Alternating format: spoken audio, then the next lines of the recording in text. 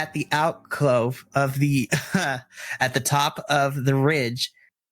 Remember how I said last episode you all started somebody in the distance shining SOS from something shiny from the distance? You're still seeing this person do SOS over and over again as it begins to reflect off the sun. And Padre just looks at the rest of you. All right, boys, I don't know exactly what that means. I know it's SOS, which means we got a live one down there. Hop in the van and just hold on tight. And just looks at you, Bobby, and says, Bobby, are we ready? Is she ready? Can she handle one more? Can she handle? So Bobby is still kind of like hyper focused on the Armageddon that is spread in front of him.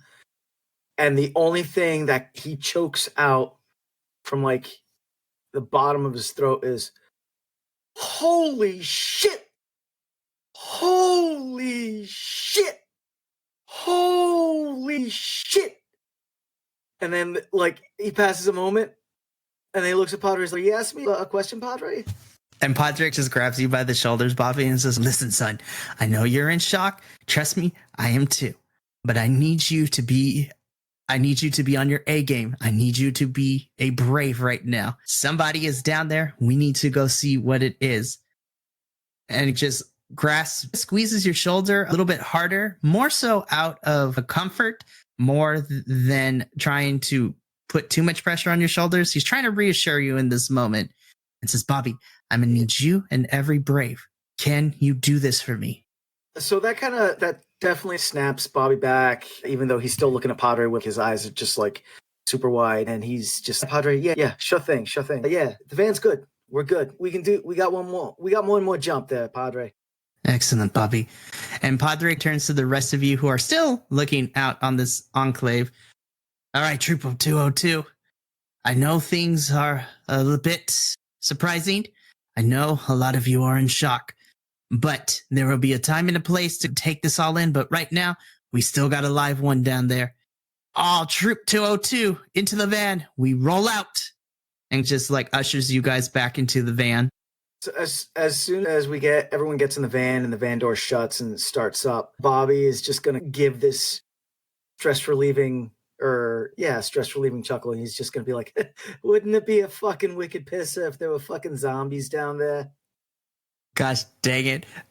Bobby's going to be... I immediately shoot him a darting stare as soon as he says that. That's like some Hollywood bullshit. Oh my goodness. Oh no, this is alrighty. As the van gets started and Padre just peels off a la Fast and Furious style. You guys hold on for dear life as Padre is like bending around the curves as you descend this kind of mountain bank. And after a short period of time, you guys end up finding your way back to the base entrance of Sequoia Falls. Now, as the van slowly comes to a stop, you all, with Padre Pio, get out of the van, because unfortunately, Padre should have taken that deal and got the upgrade. He wants to be stubborn and all that. So if you're going to use the van again, Bobby is going to have to fix it later. But as of right now, it looks like y'all are walking as the battery kind of just sputters and kind of just dies. It's still good. It's all right, guys. It's still good. But Bobby is trying to reassure. Alrighty. So let's get these descriptors out of the way. So you guys get out of the van and you guys make your way towards the direction of the mirror, which you all know is coming from St. Augustine's. So as you walk into what once was a lively Sequoia Falls is now just desolate. Amongst all of you, the first thing that kind of strikes you is the eerie silence that kind of seems to hang in the air. The once bustling streets are now empty and the buildings stand tall and abandoned. With broken windows and peeling paint, the wind howls through the streets, carrying with it the carrying with it the crunching of broken glass under you as you all make your way forward, adding to the feeling of desolation. Granted, the sky and the sun is still overhead, but you start to see that the clouds are beginning to move as they naturally do, and they're starting to form an overcast as the sun is obscured in some parts as you're walking through the town with a thick layer of clouds casting a gloomy shadow over Sequoia Falls. The only sounds you hear are the occasional creaks of wood and metal, adding to the feeling of unease and foreboding. As you make your way deeper into the town, as you get closer to St. Augustine's, you start to notice signs of struggle and desperation all over. Abandoned vehicles litter the streets, and there are scorch marks on some of the buildings, evidence of a struggle that took place. The feeling of unease turns into one of nervousness as you realize that something terrible must have happened. You can't shake the feeling you're being watched, as if someone or something is lurking in the shadows. The longer you stay out in the open like this, the more you start to believe that you're not alone and that danger could be lurking just around the corner. As you all make your way through the town, you get to witness this firsthand destruction, but more gruesomely, you all come across what seem to be bodies just strewn about and just laying there lifeless across various portions of the street. And as soon as Padre noticed this, he grabs all of you and throws you behind him and puts his hand out and says, "Eyes forward, braves. Just move forward and keep your eye on the prize of St. Augustine," as he is attempting to not get you guys freaked out with the death and destruction that is currently in front of you. So I'm going to do something a little bit different here.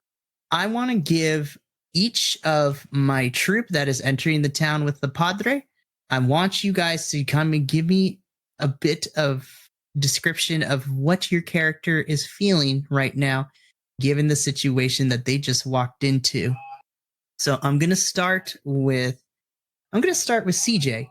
CJ, why don't you narrate to me what are the inner thoughts and feelings that CJ is currently feeling at the moment, given the scene placed in front of him? Seeing everything around, CJ is holding back running home right now and seeing if his family is okay. He has a pretty large family, middle child of a family of, I believe I wanted to do 5 siblings. And he's looking forward, but it's not like he's actually looking where he's going, because his mind is just focused on his family and if they're okay, and that he really just wants to be with them right now and make sure that and know that they're okay. And it's that like cross between panic and such while he's walking through and seeing all this. Alrighty. And so next up, Arty, why don't you tell us how he's feeling at the moment? So, a couple things are going through his mind right now, but the overall feeling Arty is getting is complete and utter anxiety. His eyes are darting left and right. He's like a little bit more jumpy than usual. But most of all, he's thinking about where the fuck is my sister and how is my mother, because she works at the hospital. She's a trauma nurse she works in ER. She's a trauma doctor. So that's what's going on. What's the fastest way to my house so I can see if my sister's there? And what's the fastest way to the hospital? Thank you. Gabriel, why don't you give us an insight of how he is feeling at the moment? Coming in and seeing all this, the first thing that hits him is not really terror, but more of sorrow that obviously all these people here that I'm seeing on the streets, unfortunately, they're all dead. There's nothing that they can do to help. But after a few moments, he snaps out of the sorrow feeling and immediately goes on alert because he's wanting to protect the friends that he's with right now. Thank you, Gabriel. So And of right now course- his eyes are, in military terms, he's got his head on a swivel. He's keeping an eye out for any movement. Yeah. So, Gabriel, you're keeping an eye on things. And then, of course, last but certainly not least, Bobby, why don't you give us a little insight of his emotional state and his thought process at the moment? So, as they get out of the van, Bobby's just, it's still good, guys. It's still good. No worries. It's still good. But as soon as they get out of the van, not only the sight of everything, but the smell of fire and charred body and death, the eerie sound of just deathly quietness, and the oscillating environmental changes from like where they're walking past a house that's on fire or a dumpster that's on fire, it intermixed with, it's that weird phenomena like in the summertime when a storm pushes through and it's like super hot 1 minute and then like ice cold the other minute, right? All these things just hit him all at once, and he turns into just a blubbering, crying mess. There's no rational thought going through his mind at this moment. It's just like this whole flipboard of pictures that are just going through his mind. So at this point, like survival, something coming at them, how his family's doing. None of that is on his mind, but all of that is on his mind right now.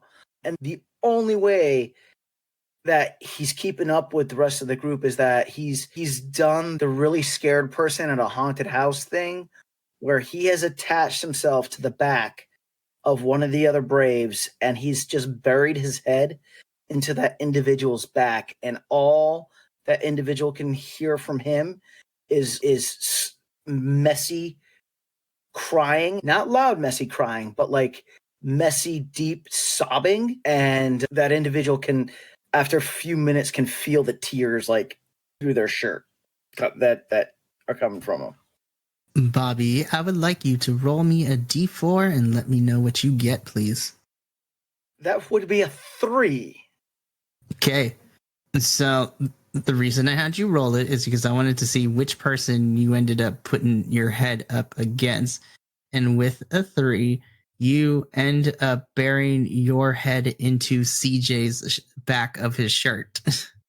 And CJ, you just feel the emotions of Bobby pass through him onto your shirt, and you can just feel the crying and the sobbing as your shirt in the back begins to grow a little more damp, but you can also feel these emotions being poured out, feelings of fear and worry and anxiety and just all the emotions as this blubbering, usually the tough guy, Bobby, is now being very vulnerable in this moment. I feel this, and it's the only thing that kind of brings CJ back into the moment in what they're currently doing.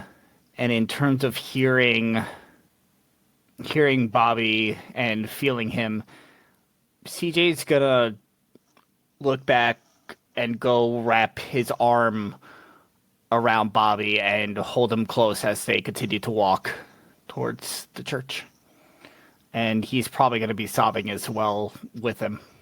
As you all continue your way through this town, you inch your way ever closer and closer to St. Augustine's.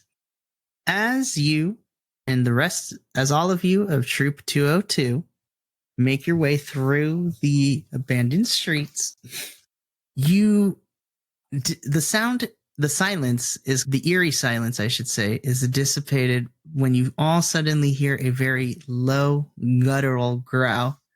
You freeze in place with your heart racing as you all begin to look around to see if you can identify the source of the sound. You hear it coming from a figure in the distance, kind of shuffling towards you all with a slow, relentless pace. And of course, I'm not going to make you all roll with this, but you each realize that with the shock that this is a zombie. Its flesh is rotting and its eyes are empty. You all are with Padre, just huddle around and are currently rooted in this particular spot as you're just staring at this thing, paralyzed with fear as the zombie continues to shuffle forward.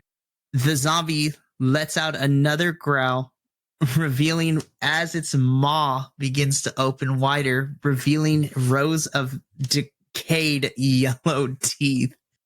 So it's like literally what happens if you took like corn kernels from a corn on the cob and you stuck it in your mouth. That is the color and the disgustingness that this thing is, the zombie has. Padre starts pushing you all back as to back away a little bit, sensing that your nerves are all on edge as he is trying to help you guys put distance between you and the zombie. I need all of my braves that are currently with Padre. I need you all, let's see. I need you all to roll me your grit.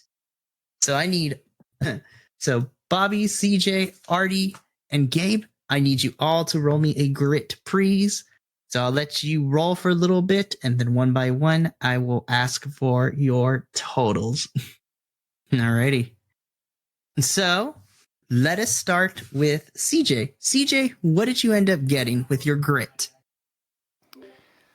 I rolled a 2. Oh, no. Alrighty, so CJ, you got a 2. Bobby, what did you get? I got 3. Oh, okay. Arty, what did you end up getting? Un mas, number 4. Oh my gosh. And then finally, Gabe, what did you get with your grit? I rolled 19. Holy crap, bro! Damn! D10 and then a 9. Oh, dang. Okay. So, this is going to be interesting. Gabe, so once again, going into a little bit of Gabe's background. So there is a trigger warning for those of you who have been victim of parental abuse. So just a fair warning now. Gabe, and I don't want to, and I'm trying to word this correctly. Given your past experiences with your own father and just being able to survive that, while a zombie standing in front of you is still something that you really can't comprehend, because the only time you've ever seen a zombie is through the comics that you've read, the TV shows and movies that you watch, and the podcasts that you have listened to.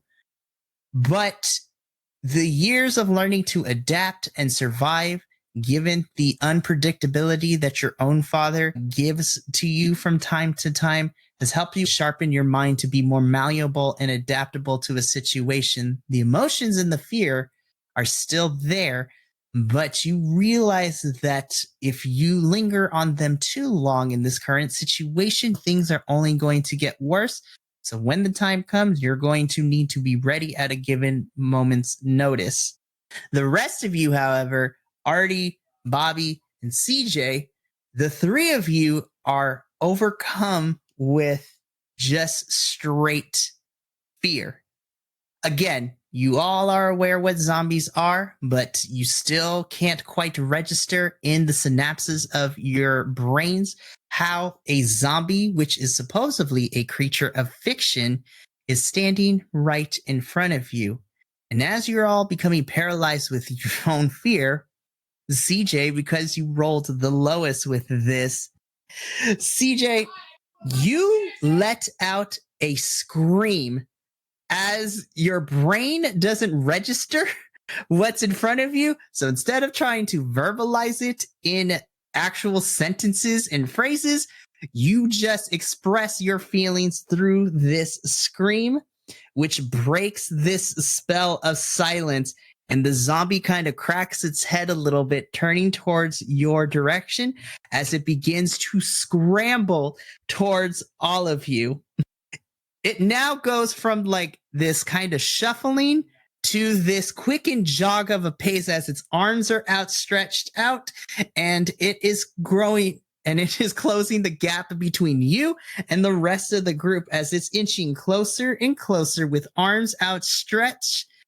And you all have a decision to make. It's either fight or flight time, and you only have a couple of seconds to do. Bobby, Can I just get a quick clarification? Are we talking Shambling, Night of the Living Dead, the very first one, Shambling, or are we talking like World War Z?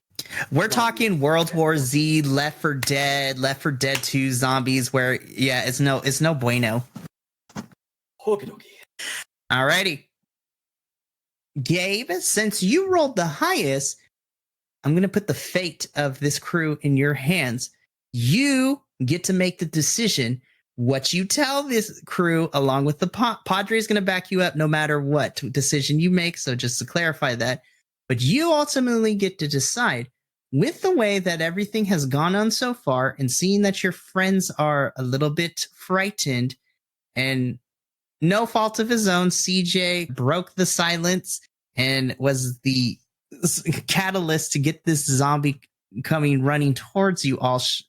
And I say shuffling, but it's more like a brisk jog pace. But this thing is fast. It's unnaturally fast. It's not a flailing sprint. Yeah, a flailing sprint. I love that.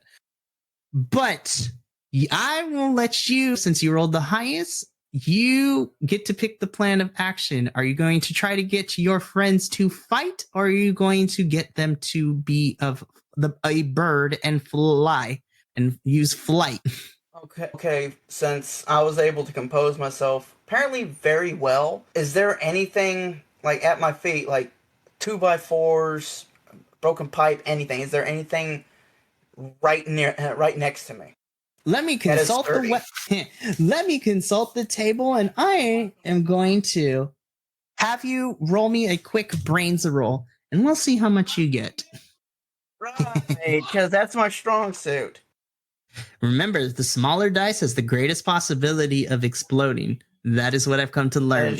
And didn't you say at the beginning of each session we get a brave token or whatever they're called? That is correct. You each start with a brave token, and the brave token adds a +1 to your roll. But when you turn it in, you no longer have it, but you also can be awarded brave tokens, which actually reminds me, for those of you that failed, CJ, Arty, and Bobby, when you fail, you also get a brave token as well. So now each of you has 2. CJ, you currently have the 1 at the moment. Not CJ, I'm sorry. Gabe, you have 1 at the moment. CJ, you have 2 because you failed. With my whatchamacallit, it says that if I spend a brave token and add +3 to a roll.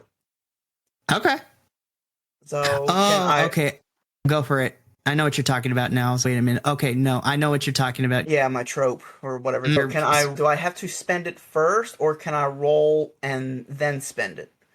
If necessary? Why don't you read your trope's ability with the brave token, and then we can go from there. That is pretty much all it says, or at least that's all I've gotten written down, is spend a brave token and add +3 to roll. Is it the ruffian? Yes. Yeah. It literally says spend a brave token to add +2 to your roll in addition to any bonus from an applicable skill patch. Yes. Okay. I was like, okay. So it's one of the few that's the catch-all, end-all, be-all. Okay. So yeah. So you can spend a brave token and you get a +3 to this. So go ahead and roll your brains for me, please. And then add that +3. I swear to God, if you roll high, I'm actually going to be mad. Okay, so I rolled okay, but I want to go ahead and spend that token.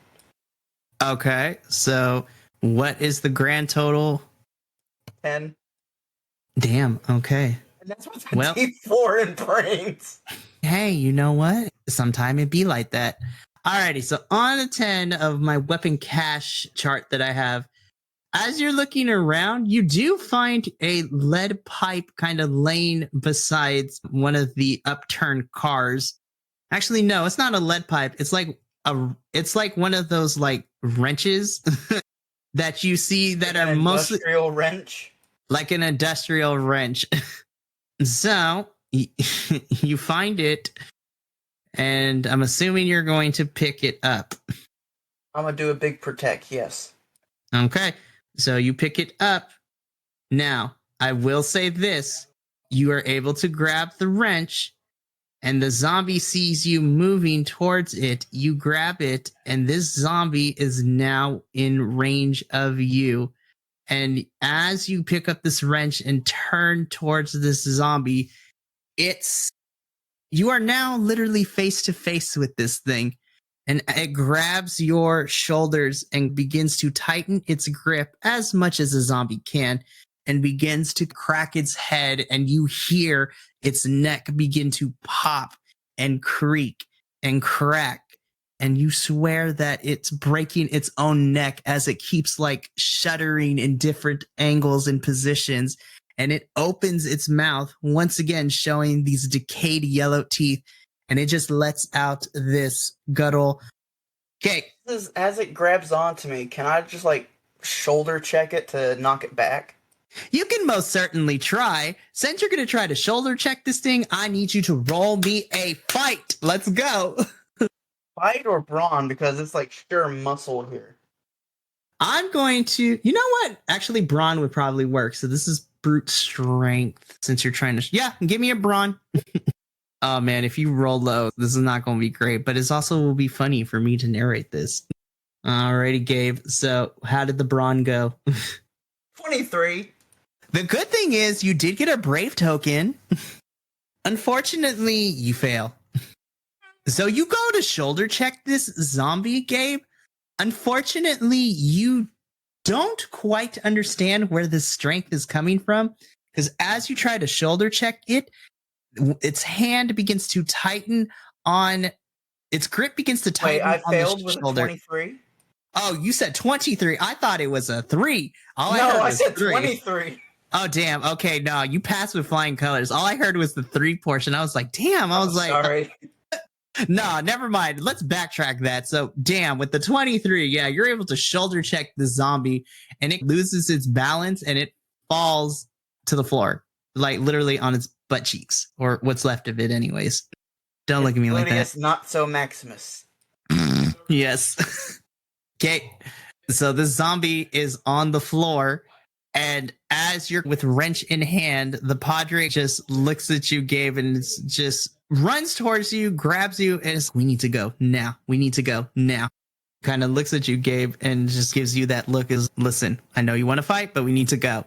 And turns you towards the direction of your friends so you can take a look at their faces as they are still horrified.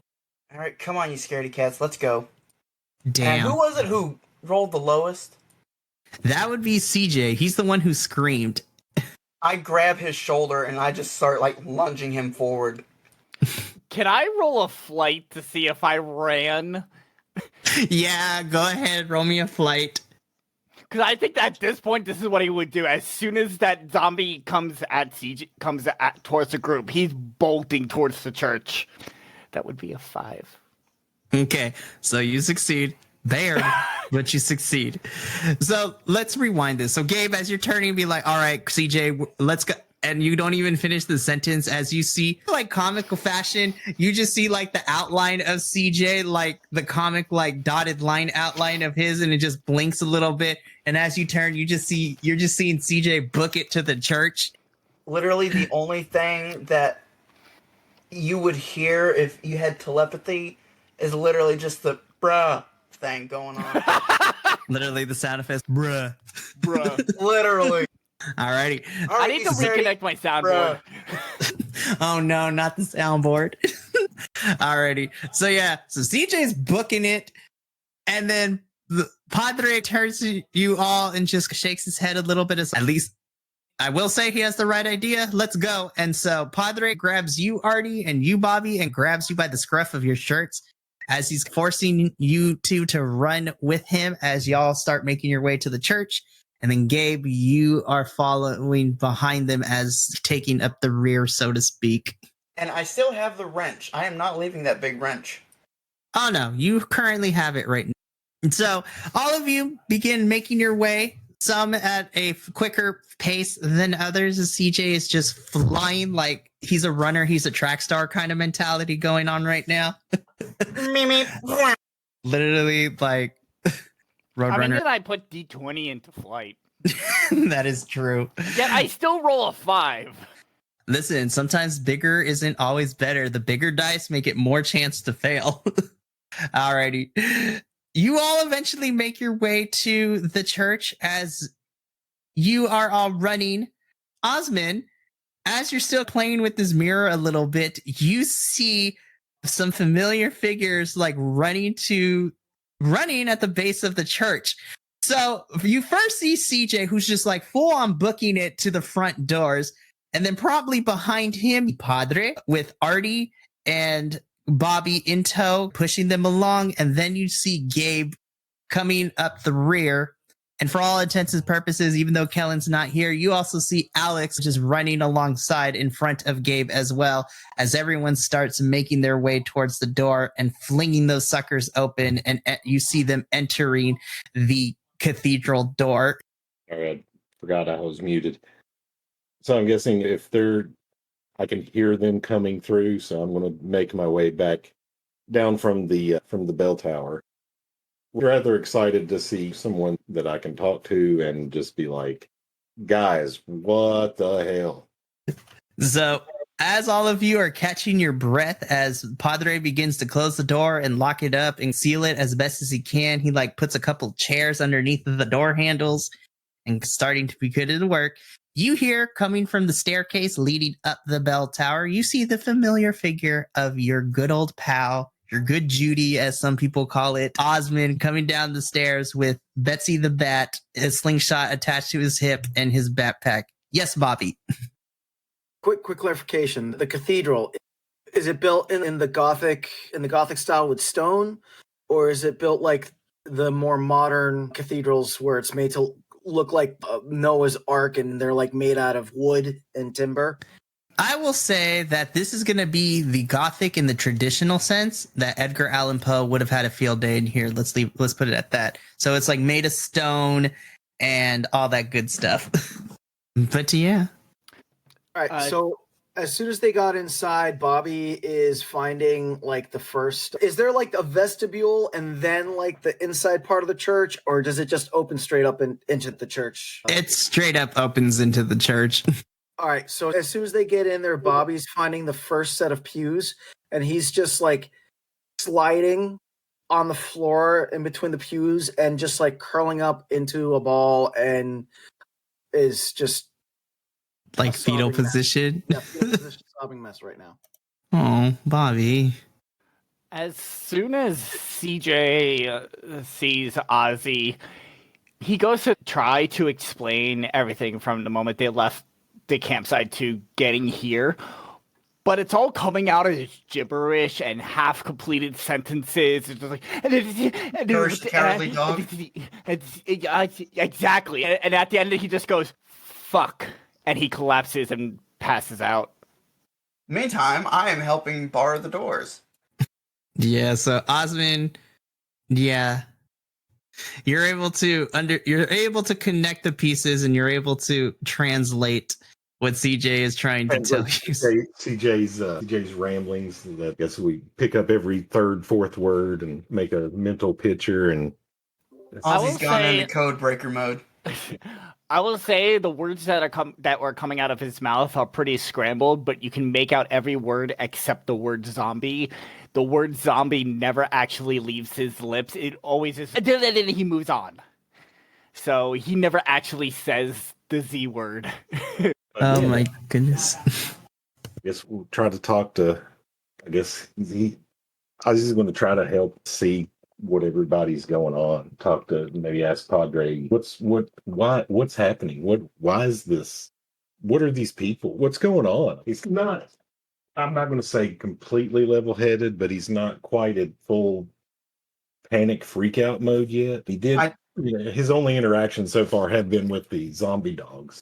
I turn around and I look at Ozzy and I go, Ozzy, you remember that horror movie we watched the other weekend? Yeah, Oh shit, zombies. dude! No, this is somebody slap me, wake me up. This is a bad dream. I walk up and I slap him. Not full on, whoop, just more. Hey, we're right here, and I show him like where that thing started to dig into the shoulder of my shirt. I'm like, I didn't do this on the trip, pal. Osmond, I need you to roll something for me. All right. I need you to roll. To dodge out of the way of my slap. No, the slap happens, but this is more important bit. And then he's shit. This is real. Yes, I need you to roll me a brains, please, because after your slap, you are still having a conversation with Gabe at the moment. But I want to see if you notice something in particular on Gabe. So go ahead and roll me a brains, please. All right. It's a 6. Sweet. So that definitely passes. That's a little over a barely. Osmond, as you are recovering from the light love tap that Gabe gave you, and Gabe is explaining where the zombie grabbed him, as you take a look, you do see that there are a little bit of impression marks. You do see that his shirt is ripped a little bit. But as you take a closer look upon the rip, you do see a little bit of his skin pigmented red a little bit, which is usually a sign if somebody grabs on you hard enough, it leaves like the red imprint or whatever. But there is no broken skin, thankfully. Yeah, I didn't think about that one. Did anybody else see the crazy ass dog? Said I barely made it out of the house. They were coming through the door and no zombie doggos, no zoggos. Yes. I mean, it was. What is this? And what? Dude, it almost ripped your shoulder off. Zombies are they super zombies? They are quite fast, and you think they'd be like insanely strong too, but it's like picture of a zombie video game, but on like normal difficulty. So we're screwed. Screwed. We just got a good challenge ahead of us. The fact that you use that terminology and the fact that I understand it, I don't know whether to be impressed or terrified, but I'm intrigued nonetheless. Oh my goodness. I like your positivity. So I will say the two of you continue to have this conversation. Meanwhile, Arty, how are we holding up, bud? What's Arty doing at this moment? He's pacing back and forth, like thinking of things that he could start doing and ways that he's trying to like get himself out of this situation. He even, while they're like boarding the door or trying to reinforce it, he looks out at it and just has that passing like thought of, if I just run out and just go to my house, maybe somebody will be there. Maybe I can help maybe I can get them and we can come back. Or maybe as just that whole thought process, he's just pacing back and forth enough to give, if anybody was near him, enough to give them anxiety too. So I will say, Arty, as you are having this moment, Padre notices the uneasiness that is stirring within your soul, so to speak. And he just walks over to you and gently, with his big hands, he gently takes you to a set of pews and sits you down and just puts his hand on your shoulder and just says, tell me what's going on, Arty. I was like, I know you tend to keep these things in, but I need you to be transparent with me. What is going on in your mind? I don't know, Pot. Like, a lot of things are going on. Not just the whole Night of the Living Day of the Living Dead is 3:00 or something. I don't know.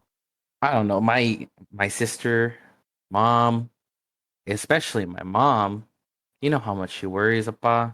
I know, Arty. I know. And just to rub your shoulder a little bit. Look, I would be lying to you if I said that everything's going to be fine. Because obviously, as we saw, things are not fine. So I'm not one to lie to you. But I can promise you this, Arty. at least for now, just need to all calm down as best as we can. And once the initial shock is over, then we all can get together and figure out a plan of what we're going to do next. But I need you to be what we Braves stand for, that we help at a moment's notice, and that we support each other along the way. I know you can do this, Arty. And remember, you have your other friends here. And you have me. Don't worry. Once everything calms down a bit, we'll look for your mom and your sister, and we'll look for everyone else's families as well. And just tries his best to give you a reassuring, like, side hug, so to speak. Now, granted, Padre is a little bit about the rough around the edges, but he was a priest at one point.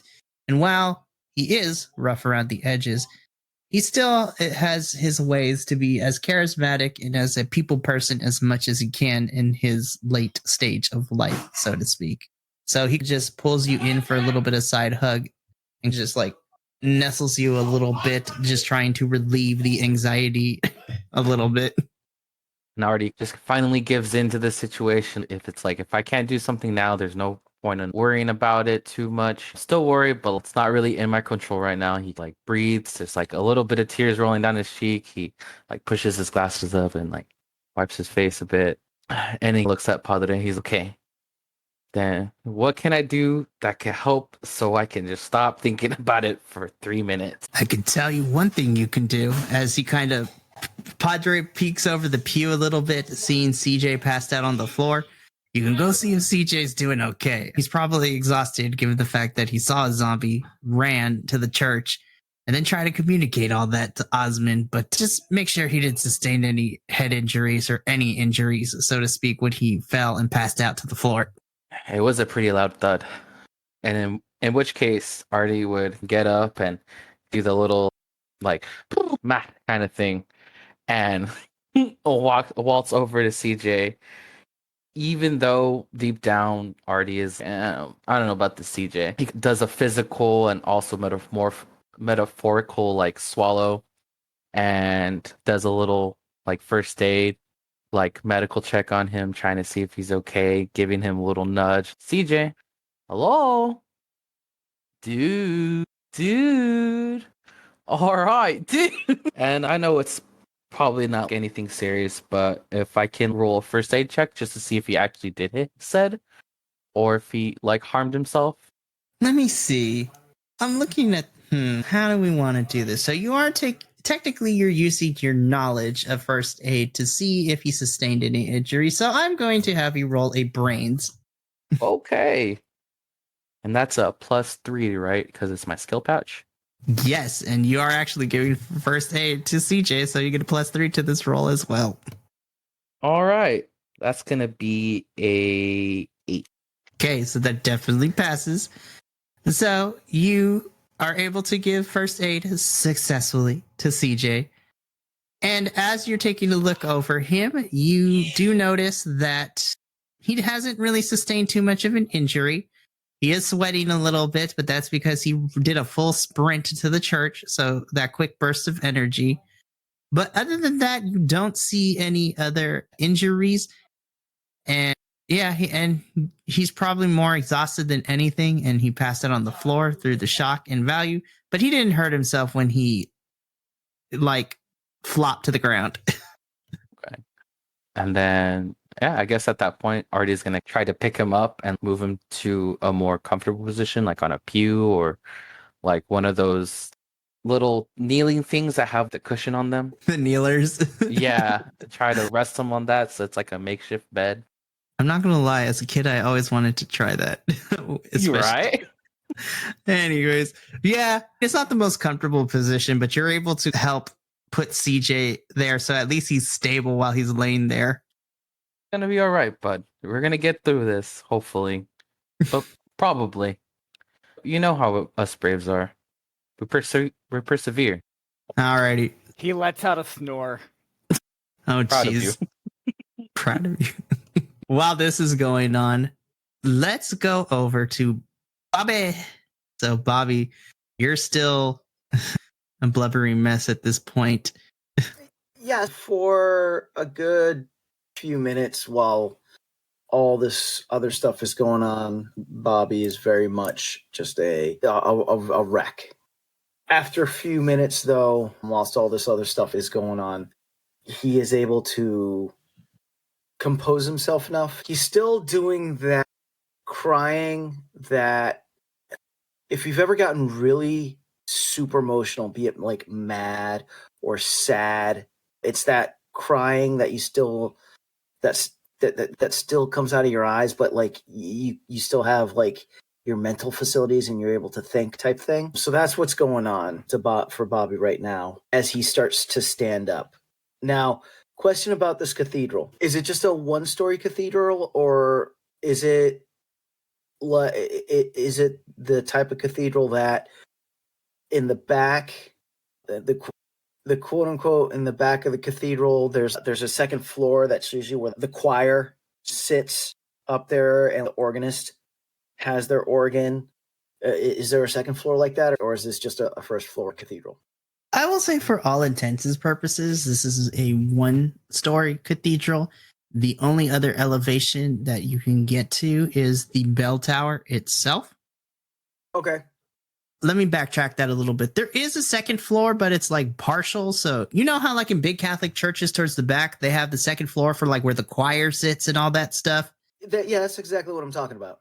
Yeah, so there is that. Okay, cool. Sweet. So Bobby's going to head up there, but he is going to stop at every window and he's going to look out and he's going to look for a vehicle that's parked close to the church and has like maybe and has a dead body either in the car in the driver's seat or a dead body like with the car door open and the dead body's like as if they were getting into the driver's seat before they died. Okay. From where you're currently standing at, I guess I'm going to say go ahead and give me, I guess, a brains roll to see if you're able to see as far as the eye can see. Okay. So let's see where that gets you. Okay. Not very far. 2.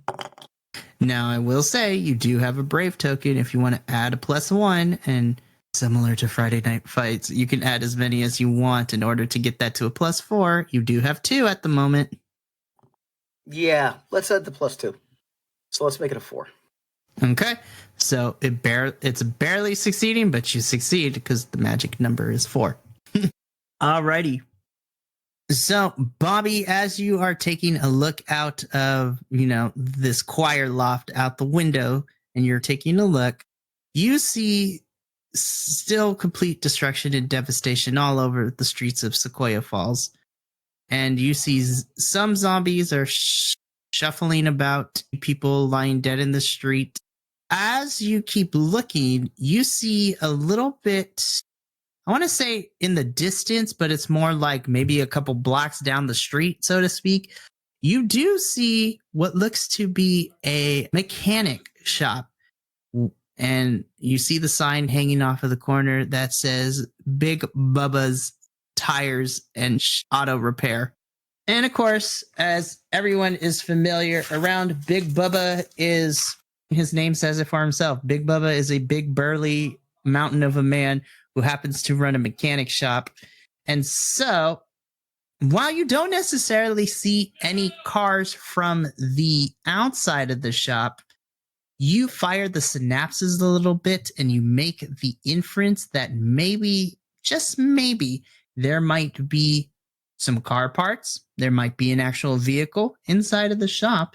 But in order to figure that out, you're going to need to go and investigate it. So when Bobby stares at Big Bubba's for a few minutes, that feeling of everything starting to like darken his vision, and it's slowly all encroaching in on him until he closes his eyes and shakes his head and wipes the tears off his face and marches back downstairs and looks for Padre. And he'll walk up to Padre and he'll be like, Hey, Padre, amongst the list of things that we are probably going to fucking need to survive at least until tomorrow, so we can try finding like our families and shit. One of the things on that list should be a new set of wheels, and I just looked down the street and it looks like the doors over at Bubba's is wide fucking open. Mind you, there are some zombies out there. I can't believe I'm fucking saying this. By the way, and he speaks up so it reverberates in the cathedral, right? And he'll look around everyone who was, by the way, I fucking called it. Fucking zombies. And he'll look back to Padre and be like, I think it should be towards the top of our list if we head over to Big Bubba's, because not only are we able probably to find a good car, but we'll be able to get some fucking tools and whatnot.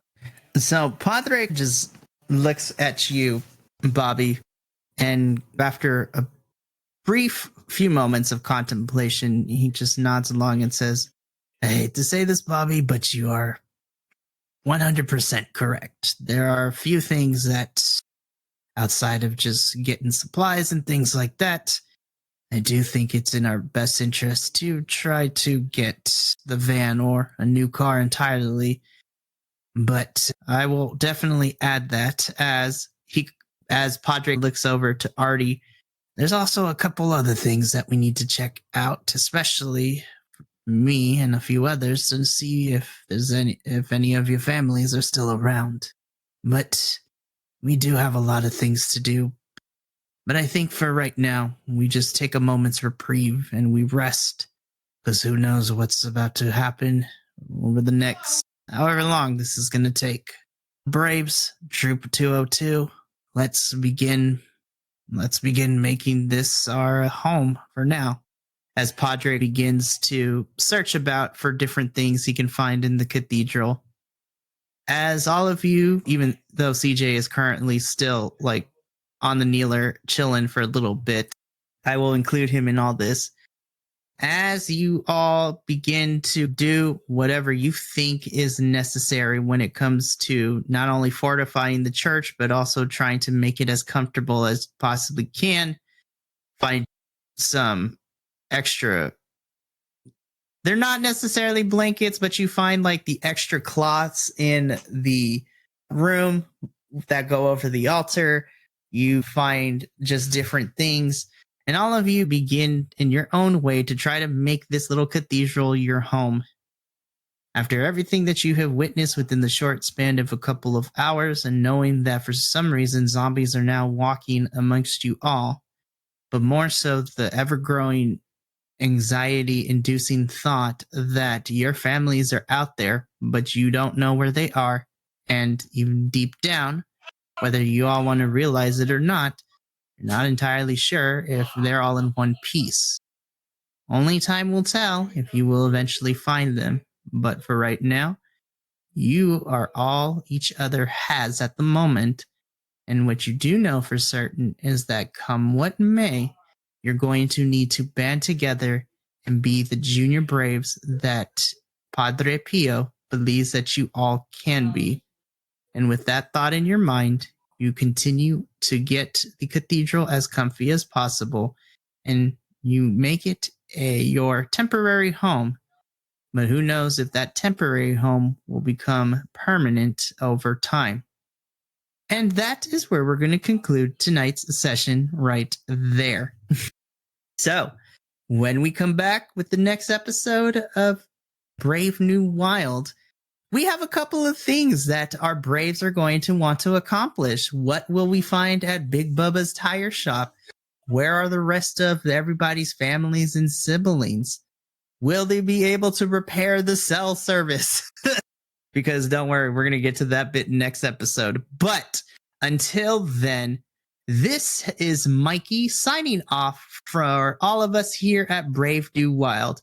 And from all of us here at Vibe Tribe Productions, remember, take care of each other, love one another, and as always, let the good times roll. Until the next episode, this has been Mikey signing off. Until then, ta-ta for now. This has been a Vibe Tribe production. Remember, take care of each other, love one another, and as always, Keep those good times rolling. We'll see you next time.